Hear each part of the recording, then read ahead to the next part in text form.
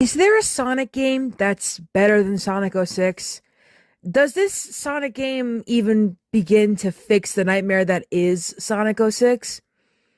Well, Sonic and the Secret Rings isn't that good, but it's also not that bad either. Dare I say it is better than Sonic 06? Let's find out. This video is a lot more different than the other two previous videos I made, because while I did know about Sonic 06 and Shadow the Hedgehog, I know nothing about Sonic and the Secret Rings. So today I'll be reading the plot of the game, the development, the reception, and the legacy. So the plot is very interesting. You see, after Sonic reads Arabian Nights, he falls asleep, only to be awoken by the genie of the ring, Sahara. We'll just go with that for now. She explains that Eraser Dijin is erasing the pages of the Arabian Nights and asks Sonic to help her, which he agrees because he doesn't have anything else better to do. He dons a ring that makes him Shahra's master and grants him the ability to ask for any wishes within her power. He then enters the book. We're off to a good start. Sonic and Shahra encounter Eraser inside. He tells him of his intent to search for the 7 artifacts called the World Rings, which Shahra claims do not exist. Oh. Well, then what's he doing? Oh my god! And then Eraser shoots an arrow of fire at Sahara, but Sonic takes it! This is the second game. The second game where Sonic is getting shot. I can't.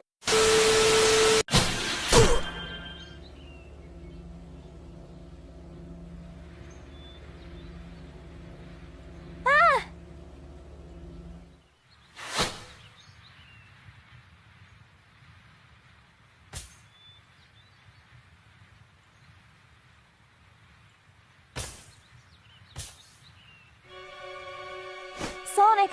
Sonic!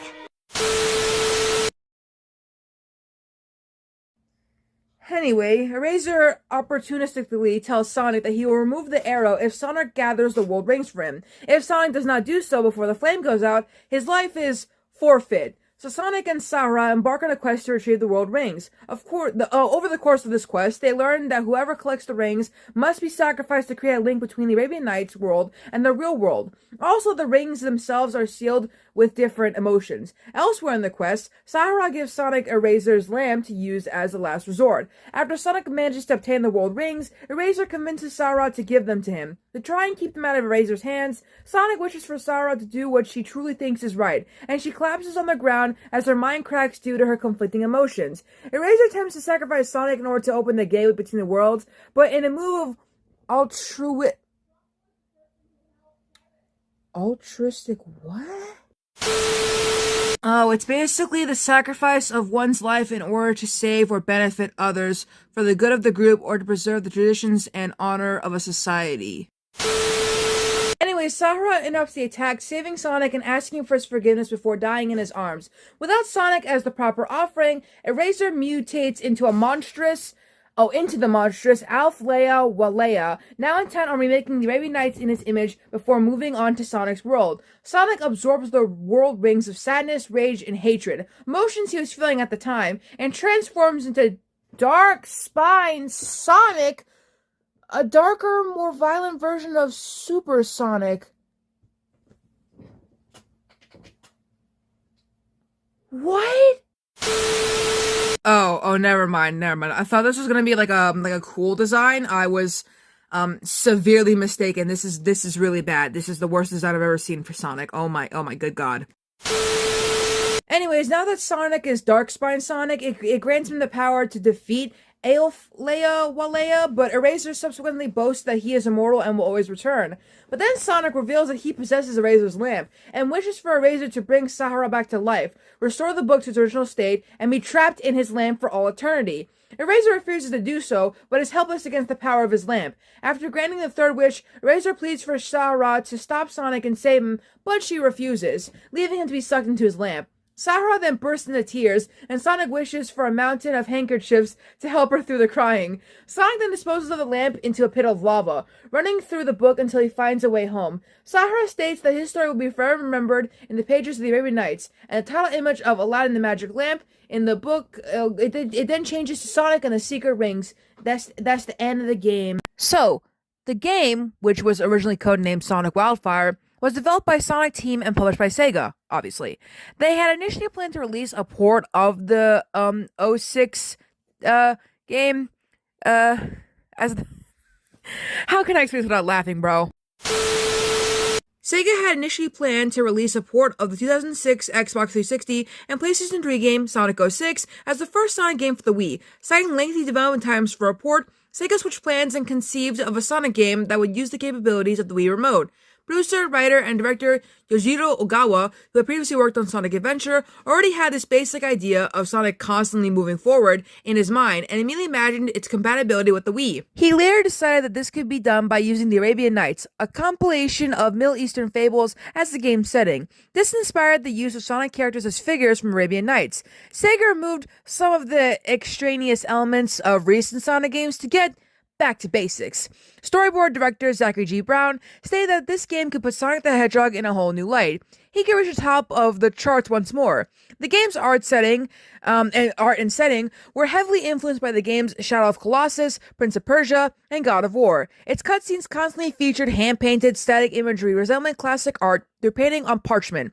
On a technical level, Secret Rings uses the PhysX engine, or PhysX engine. Sega improved the game's camera system to address criticisms of prior Sonic games. On January 19, 2006, IGN staff writer Mac Casaminsa revealed that the sources close to Sega had informed IGN of an upcoming Revolution exclusive Sonic game, which was 2 months in development. Sega officially announced Sonic Wildfire at EA Expo 2006, then as Hypersonic at the Nintendo press conference, and again as Sonic Wildfire in its trailers. Sega changed the title to Sonic and the Secret Rings, then slightly modified it to Sonic and the Secret Rings. Oh, wait a minute. Oh, Secret of the Rings. So originally, the title of the game was Sonic and the Secret of the Rings, but then they modified it to Sonic and the Secret Rings in 2006. Sega preferred Wildfire over Secret Rings, but the latter better fit the game's story and Arabian Nights, so womp womp. Sonic 06 received harsh reviews, while Shadow's game received mixed reviews. So, how is Secret of the Rings? Or Secret and the Rings. I've been saying it wrong the whole time, but either way, it still is a good title. So, how does this game do? Actually, not that bad. It only got mixed or average reviews, according to Metacritic.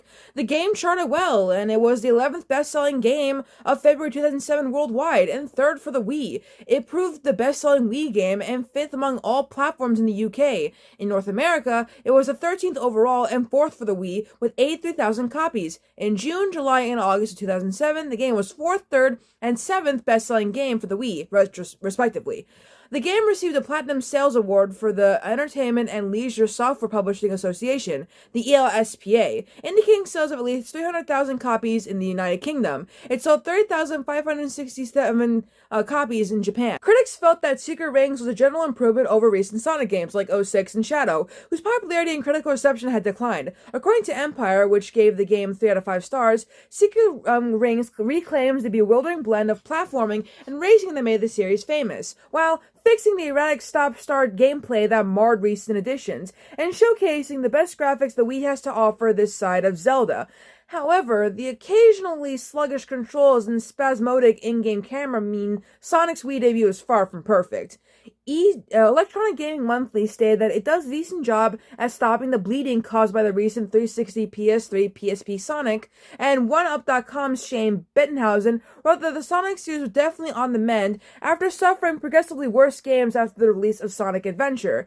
GameSpy's Patrick John agreed, writing that Sonic had been reanimated to a lurching existence. IGN's Matt Casamanisa, Nintendo Power's Chris Shepard, and GameSpot's Greg Mueller named Secret Rings the best 3D Sonic game, but criticized the 3 titles in general. Eurogamer's Rob Fahey praised the game for employing Sonic as the only playable character. The game's level design received mixed reviews. Joan preferred fast levels and felt that the ones requiring players to move carefully detracted from the experience. Bettenhausen praised the visual appeal of Secret Rings and compared it to Resident Evil 4, a game which critics acclaim for its visuals. By the way, I don't know if I'll ever review Resident Evil. I'm sorry if you thought I would. I'm really sorry. Casa Messina agreed that the Sonic team has done a lot with the 7 levels and praised the varying missions and levels' aesthetic contrast. However, he criticized the placement of obstacles. Fahey denounced levels' avoidable blind spots and leaps of faith and found the number of stages and their reuse over multiple missions a little bit disconcerting. He conceded that it added to the game's replay value, comparing the levels to tracks in racing games. Control and camera movement concerned reviewers. Bettenhausen called the controls a tad reckless at first. Sonic's momentum takes some getting used to, and trying to go in reverse is a pain, but become more mature, more natural, and fluid as you get acclaimed to the fast-paced, twitchy action. Casa Messina and Mueller offered similar opinions, while Shepard criticized the game's low camera angle and arbitrary targeting system. Bettenhausen dismissed the game's multiplayer mode as a failed adaptation of the Mario Party series. Fahey concurred, adding that the multiplayer racing mode would have been preferable to lame minigames. Casa Messina compared the games to those in Super Monkey Ball Banana Blitz. Only a handful of them really stand out, and some are downright pointless, but overall, gamers will probably be happy that they were included. Shepard agreed, but decried the necessity to play the story mode extensively to unlock some of the party mode's best features. To mark Sonic's introduction in the 2008 Wii game Super Smash Bros. Brawl, Nintendo used 7 Rings in Hand and other Sonic series music as backing for the Green Hill Zone stage. Sonic Team and Sega later created Sonic and the Black Knight, a sequel to Secret Rings released on March 3rd, 2009.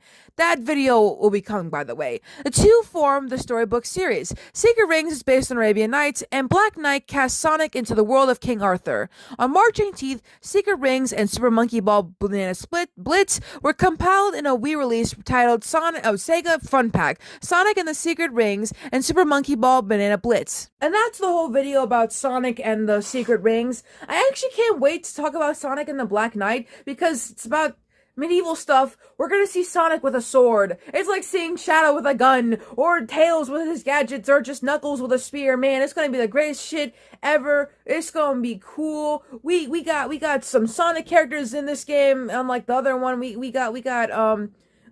Sonic has a form called Excalibur Sonic. I don't know if it's gonna be as good as the previous form he had in this video, but hopefully it'll look better than the Dark Spine Sonic, because that shit looked bad.